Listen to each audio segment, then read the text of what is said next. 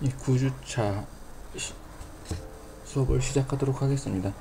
8주차에는 중간고사 기간이라서 여러분들에게 그 과제를 내어드렸고요. 그리고 과제 평가를 통해서 중간고사를 대신할 예정입니다. 그리고 또한 저희가 그 수업 계획, 강의 계획서에 의해서 한 번에 더 레포트가 진행될 예정이고요. 일단은 기말고사는 대면 평가를 통해서 평가를 할 예정입니다. 그래서 오늘은 근로소득에 대한 부분을 마무리 짓고요. 연금소득 관련해서 순차적으로 수업을 진행하도록 하겠습니다. 혹시라도 그 과제를 제출하지 않으신 분은 그 과제 제출 기간을 유예를 시켜놨으니까는요. 그 관련 부분에서 꼭 제출해 주시기 바랍니다. 전체적인 평가가 중간고사 평가이기 때문에 점수에 대한 그 평가 금액이 30% 정도가 되니까는요. 꼭 제출해 주셔서 그 성적에 불이익이 없도록 하셨으면 좋겠습니다. 그러면 이번 시간에 계속 근로소득에 대해서 이야기를 할 건데요. 기본적으로 근로소득에 대한 부분은 원천징수에 대한 얘기를 했었습니다. 그래서 그 부분에 대해서 추가적으로 수업을 진행하도록 하겠습니다.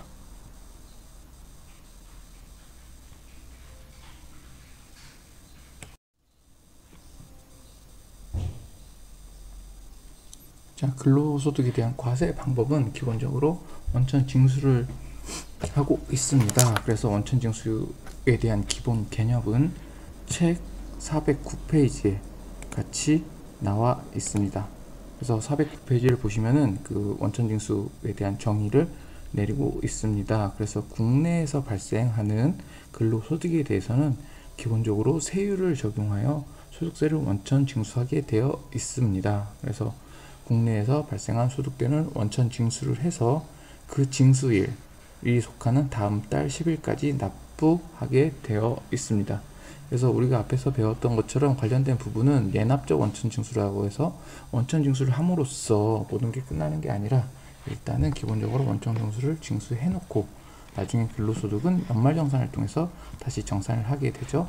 그래서 표를 그려서 살펴보면은 자, 여러분들이 1월, 2월, 이렇게 3월을 나눠보겠습니다. 나눴을 때 1월 달에 1월 21일에 어떻게 한다? 근로소득을 통해서 급여를 수령을 했다고 합시다. 개인에서는 급여고 회사 입장에서는 급여를 지급한 형태가 되겠죠. 급여를 지급했다고 하면은 이 부분에 대해서 뭘 한다? 소득세를 원천 징수한다. 그래서 원천 징수를 통해서 저희가 회사 내부에는 어떤 경우 소득세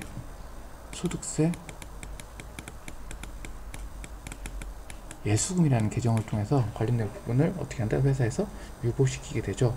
그래서 이것을 언제까지 납부해야 되냐? 그 징수일이 속하는 다음 달 10일, 즉 1월에 받았다고 하면은 언제다? 2월 10일까지 관련된 부분을 어떻게 한다? 납부해야 됩니다. 그래서 여러분들 이게 회계 처리를 하다 보면은 이런 형태의 회계 처리가 될 거예요. 급여를 지급을 하고 100원이라고 합시다. 현금을 나가는 형태가 되는데 어떻게 돼요?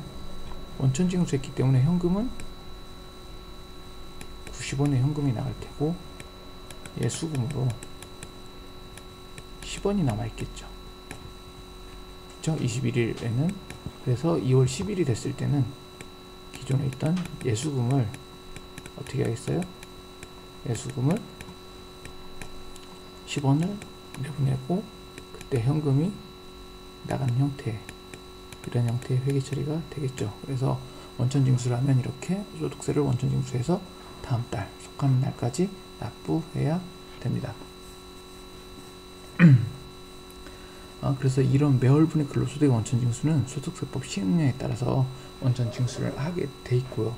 그렇다면은 이것은 무엇에 의해서 세액을 징수하느냐? 사실은 이 원천징수를 하면 되는 건데 이 근로소득 간이세표에서 예수를 하게 돼 있지만은 실질적으로 예수해야 되는 금액은 기업의 사정에 맞게 이야기를 하고 있습니다. 그래서 기본적으로 근로소득 간이세표는 확정된 수치가 아니라 가상의 수치이기 때문에 이 정도 선에서 어떻게 한다? 세액이 나올 것을 예상을 해서 그 부분을 만들어낸다는 것입니다.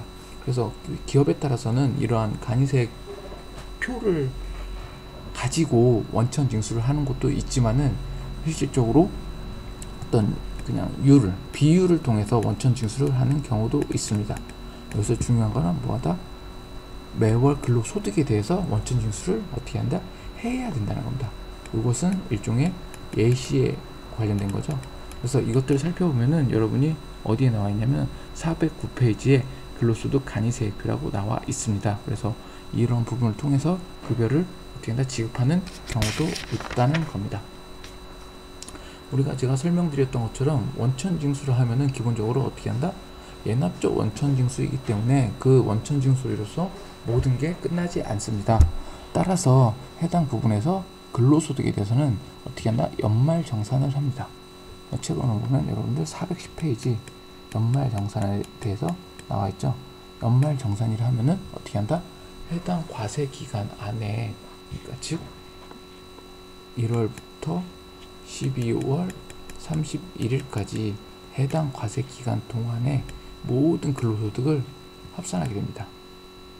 이게 합산하는 얘기는 1월부터 12월 31일까지 같은 회사를 다녔을 수 있고요. 또는 다른 회사를 다녔을 수도 있습니다. 그래서 이 과세 기간 동안 1월부터 12월 31일까지 이 과세 기간 동안 근로소득을 합산해서 해당 과세 기간 다음 연도, 즉 요 다음 연도 2월까지 근로소득을 연말정산을 진행하게 되어 있습니다. 우리가 회사를 다니다 보면 기본적으로 이러한 연말정산을 진행하게 되는데, 이러한 세법의 소득세법의 과정에 의해서 연말정산을 진행하게 돼 있고요.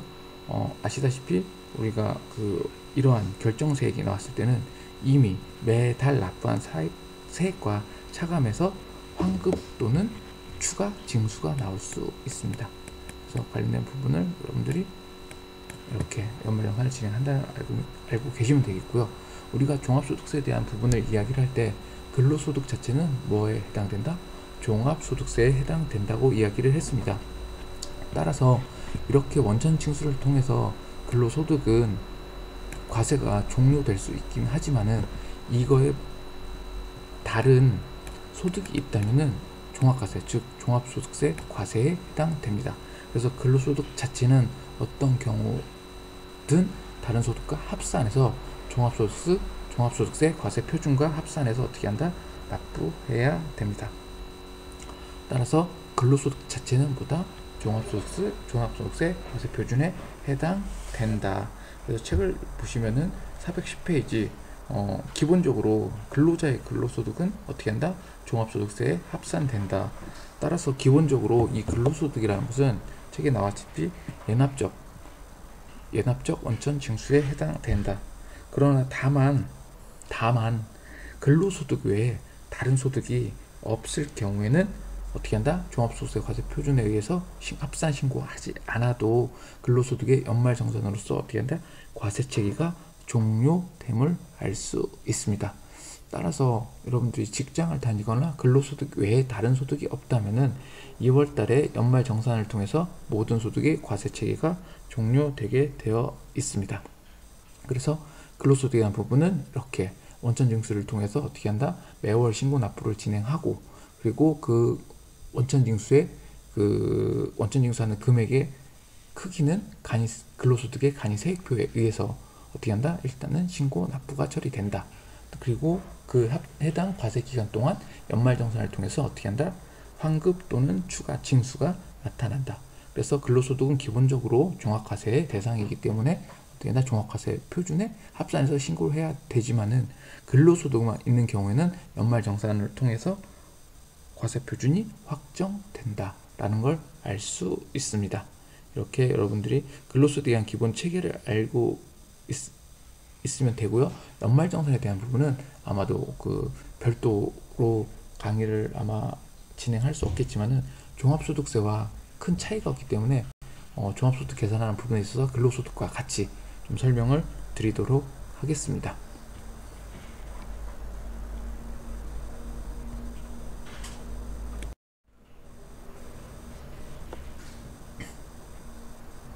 우리가 이 원천징수에 대한 개념을 이야기를 하다 보니까요, 근로소득에 대해서 이야기를 했는데, 그렇다면은 근로소득 외에 그 밖에 대상에 대한 부분의 과세 방법은 어떤 것이 있는지 살펴보도록 하겠습니다. 자, 그렇다면은 그 밖에 근로소득에 대한 부분은 어떤 것이 있는지 살펴보도록 하겠습니다. 책으로 봤을 때는 여러분들 책 411페이지 같이 보시면 될 것 같고요. 책을 보면서 설명을 드리도록 하겠습니다. 기본적으로 우리가 원천징수 할 수 있는 부분에 있어서 일용직 근로자에 대한 부분도 실은 과세를 하고 있습니다. 그 일용직 근로에 대한 부분은 원천징수함으로써 과세가 종결돼서 기본적으로 이런 걸 뭐라 하죠? 완납적 원천징수가 이루어지고 있습니다. 그래서 자세한 내용을 살펴보면은 기본적으로 일용 근로자의 근로소득은 어떻게 한다? 종합소득세에 과세하지 않고 원천징수로서 과세를 종결하게 됩니다. 그래서 기본적으로 우리가 그 근로소득공제가 15만 원이기 때문에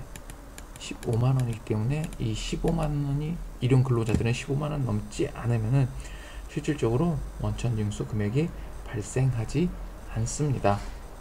하여튼 이러한 그 일용 근로는 원천징수 세액을 통해서 뭔다? 과세가 종료된다. 따라서 완납적 원천징수로서 별도의 뭐란다? 과세, 소득, 종합소득세에 과세되지 않고 있습니다. 그런 부분을 참고해 주시면 될 것 같고요. 그래서 기본적으로 이러한 산출 과정은 우리가 보시면은 급여가 책정이 됩니다. 급여가 나오고 우리가 기본적으로 근로소득 공제를 진행합니다. 근로소득 공제가 되냐면 이게 15만 원이에요. 예를 들면 그러면 저희가 계산을 할 때 한번 해보겠습니다. 급여가 20만 원입니다. 하루에 일당에 근로소득 공제가 15만 원이 차감되겠죠. 차감되면은 기본적으로 5만 원에 뭐가 나오니까 과표가 발생합니다. 그죠? 이게 과표가 되겠죠. 과표가 되면은 기본적으로 이 과표에 어떻게 한다? 세율이 6%를 공제합니다. 여기 30, 그럼 3,000원이 되겠죠. 3,000원이 어떻게 한다? 산출세액이 됩니다. 그럼 3,000원의 산출세액은 기본적으로 그 다음 근로소득 공제가 진행될 거예요. 3,000원에 55%니까 얼마가 계산되는지 한번 계산해 볼까요? 3,000원에 여러분들 3,000원에 1,650원이 되겠네요. 그러면은 근로소득 공제액이 1,650원이 됩니다. 그럼 1,650원에서 3,000원에서 1,650원을 빼면은 1,350원이 이 사람이 어떻게 된다? 원천징수할 세액이 되겠죠. 이렇게 함으로써 과세가 종료되는 것들이 일용 근로자의 원천징수로 인한 과세 종결입니다. 자, 이해하셨죠? 그래서 기본적으로 일용 근로자에 대한 부분들은 15만 원까지 근로소득 공제가 되기 때문에 그 부분에 대해서는 과세될 대상이 없습니다. 어쨌든 그래서 원천 징수를 그런다 해야 된다는 의미를 갖고 있고요. 일용 근로도 뭐 전체적으로 15만 원 이상이 되는 부분들도 많기 때문에 그런 부분을 생각해서 혹시라도 업무를 처리할 때 참고하시기 바랍니다. 특히 건설업을 하는 회사들은 이러한 부분에 있어서 상당히 좀 민감하게 적용하고 있기 때문에 업무 처리하시는 혹시라도 분들은 고려를 하셔야 될 것 같습니다. 자, 우리가 기본적으로 소득은 저희가 국외에서 벌어들이는 소득과 뭐가요? 국내에서 벌어들이는 소득 두 가지 형태로 되어 있죠. 기본적으로 우리가 알고 있는 지금 주로 얘기하는 것들은 국내에 대한 소득을 이야기를 하고 있고요. 또한 국외 근로소득도 기본적으로 어떻게 한다? 종합소득세 합산과세 대상이다. 그러나 지금 우리가 이야기하는 건 원천징수에 대한 개념을 얘기하고 있기 때문에 이러한 부분들이 원천징수의 대상이냐 아니냐는 별도의 이야기로 빠져 있습니다. 따라서 기본적으로 국외 근로소득은 기본적으로 뭐다? 원천징수 대상은 아닙니다. 원천징수 대상이 아니기 때문에 원천징수를 하지 않지만은 뭐가 된다? 종합과세 대상이다.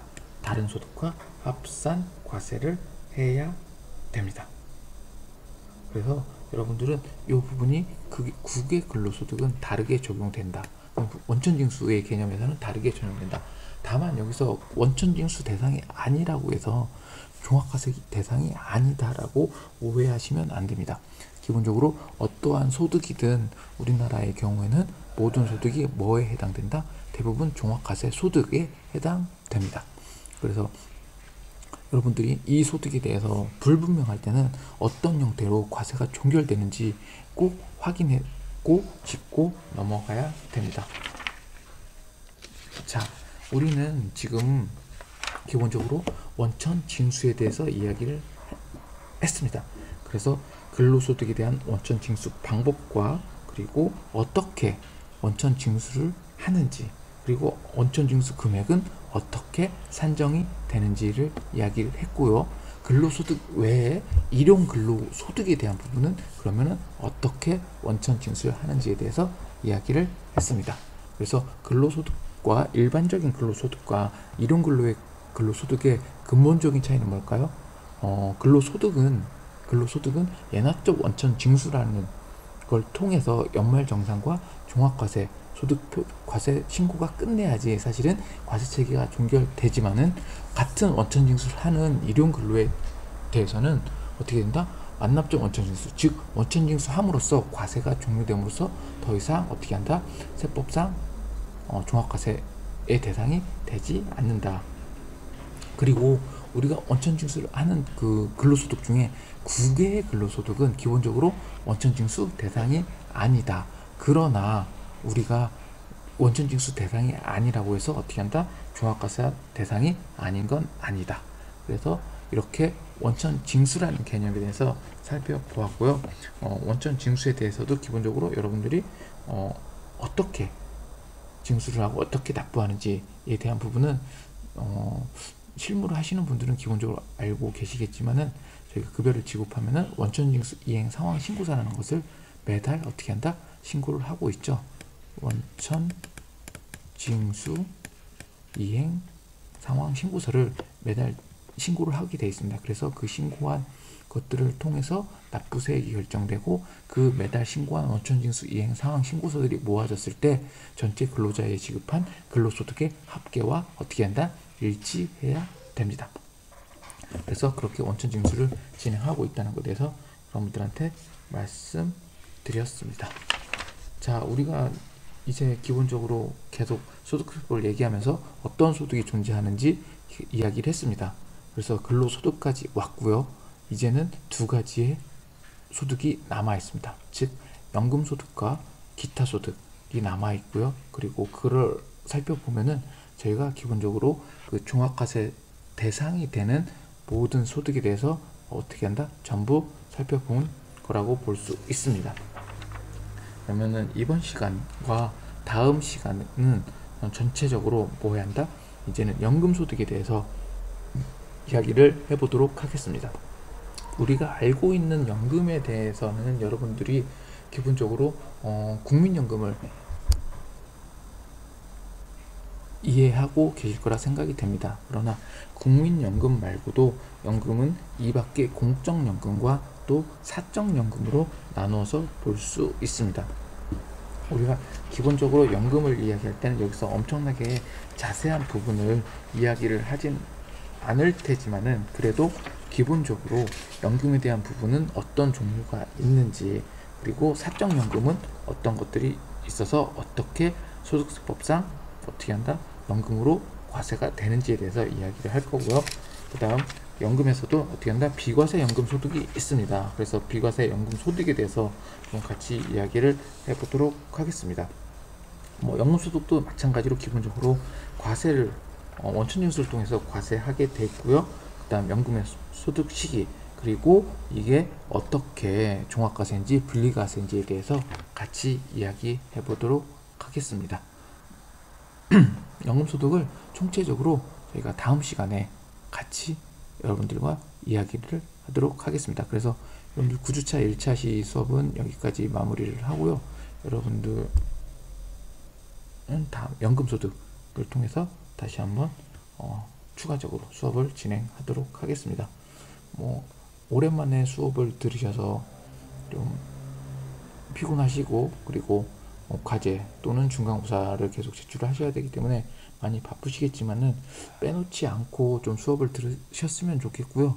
어쨌든 수업이 진행된 부분에 있어서 기본적으로 여러분들 기말고사 평가를 진행할 예정이니까요. 어쨌든 꼭 수업 들으시고, 그리고 유튜브를 통해서 댓글을 남겨주시기 바랍니다. 9주차 1차지 수업은 이것으로 마치도록 하겠습니다. 감사합니다.